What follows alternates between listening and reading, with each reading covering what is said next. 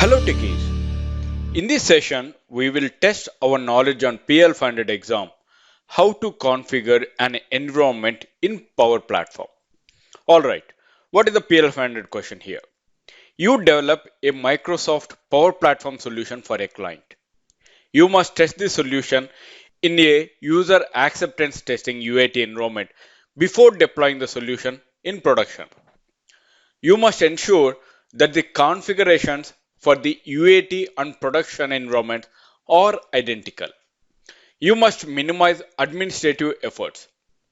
You need to ensure that the environments are identical. Which Power Platform feature should you use? There are 5 Power Platform features has been given. Before answering the question, we will understand few points about environments in Power Platform. 1. What is a Power Platform environment? Second, the types of environments. Third, how to create environments using Power Platform Admin Center. And fourth, what are the actions we can perform on an environment. Alright, first, what is an environment? A Power Platform environment is a space to store, manage, and share an organization's business data, apps, chatbots, and flows. Environments can also be used to separate apps with different roles, security requirements, or target audience. We can create these environments in Power Platform Admin Center.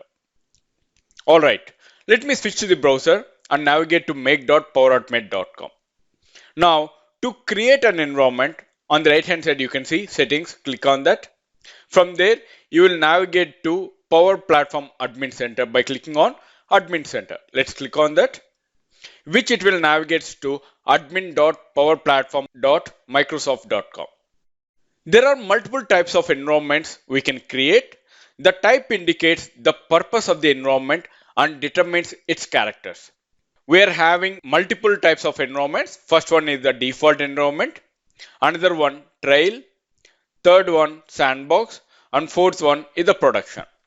I will explain you one by one about these environments when I'm going to create an environment. Now, we'll see how to create an environment. The number of environments of an organization can set up depends on its needs, size, licensing, and capacity. Some organization may able to work in default environment. While you are going to log in into the make.powerautomate.com, if you have not created any environment, in that case, that will be a default environment. Alright, now what I'm going to do, I'm going to create an environment. How to do that? I'm going to admin.powerplatform.microsoft.com, and there you can see on the left hand side, you can see the menu as environments. Let's click on that. There you can see I have created few environments already. Now I'm going to create a new environment by clicking on new. And there you can see on the right hand side, you can see new environment. The operation is subject to capacity constraints. I'm going to give it as UAT environment, and then make this as manager environment. I'm going to create it as no. Group type, I'm going to select it as none. Region, I'm going to select it as India. And there you can see over here, the main thing is that the type. This is the one which we are going to discuss as part of this tutorial along with PL500 question. When you click on type, there you can see I'm having trial, developer, production, and then we are having sandbox. First of all, we'll learn about the default environment. This is the single default environment which is automatically created by Power Apps for each tenant and shared by all the users in the tenant. Whenever a new user signs up for the Power Apps, they are automatically added to the maker role of the default environment. The default environment is created in the region closest to the default region of the Azure AD tenant. These are special type of production environment. Each tenant has a default environment that created automatically. Alright, now we'll go for the second type, that is trail environment. Trail environments are intended to support short-term testing needs and are automatically cleaned up after a short period of time. They expire after 30 days and are limited to one user. Provisioning the trial environments can be restricted to the admins only. Now, we'll go for the another type of environment, that is sandbox. These are non-production environments which offer features like copy and reset. Sandbox environments are used for development and testing separate from the production.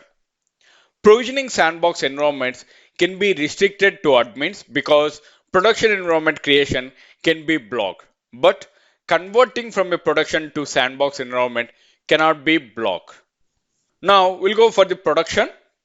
Production environment is intended to be used for permanent work in an organization.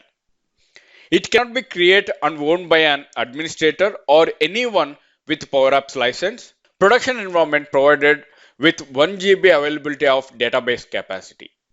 These production environments are also created for each existing Dataverse database when it is upgraded to version 9.0 or later versions. These are all the types of environments which we are having it. Now what I'm going to do, I'm going to create a developer environment, and there I'm just going to give the type over here as development, and then I'm going to create over here on behalf of create a developer environment for makers and developers in your organization with development plan. Added a Dataverse data store, I'm going to give it as no, and then I'm going to click on next.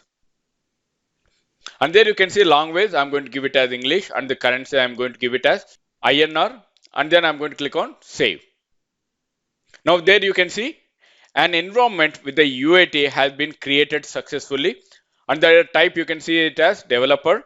And there if you see, I have already created n number of environments such as developer, trail, and there we can create sandbox and production also. Now you can see the state over here, it is trying to creating the environment that is in preparation, and the state you can see also is ready for some of the environments.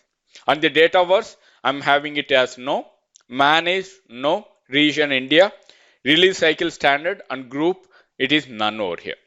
All right, this is how you are going to create an environment. Now we'll see what are the actions we can perform on the environment. Some of the actions we can perform on the environment, such as delete environment, recover environment, reset environment, copy environment, backup and restore environment.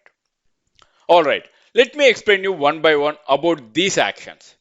I'm going to select one of the development environment, that I'm going to select it as development, and there you can see I'm having the option called delete environment, right? You can go ahead and you can delete this environment.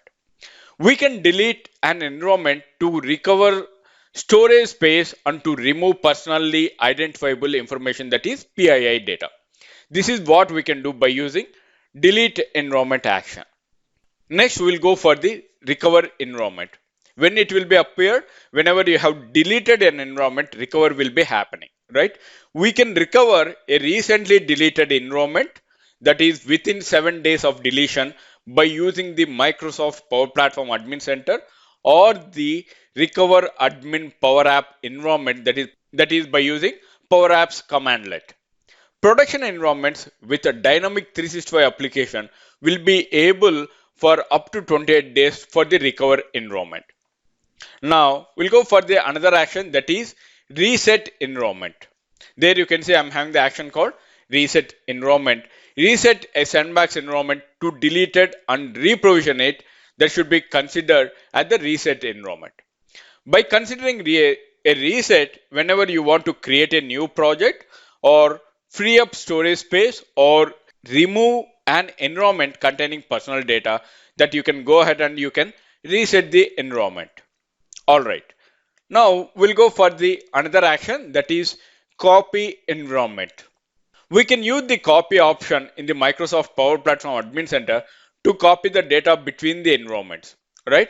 Now let me show you this action by clicking on copy, and there you can see I'm having copy environment to overwrite another environment with a copy of this one. Existing one resources includes backup will be deleted. There are two options that we are having it. While copy over, you can copy everything or customization and schema only. Now copy everything includes all the application data, customizations and schema, whereas customizations and schema only does not include the application data or audit logs. Now, whenever you're going to copy everything, what will happen? You can select the environment to override it. There you can see, I can select the UAT environment to override the environment. In the such a cases, we can go ahead and we can override the production also from the particular environment. That will be happen only for the few environments except trial version, right? We can copy it to an environment in the same tenant and region. Components that have not been added to the solution that should be including canvas, apps, flows, custom connectors and connections might not be a part of this copy.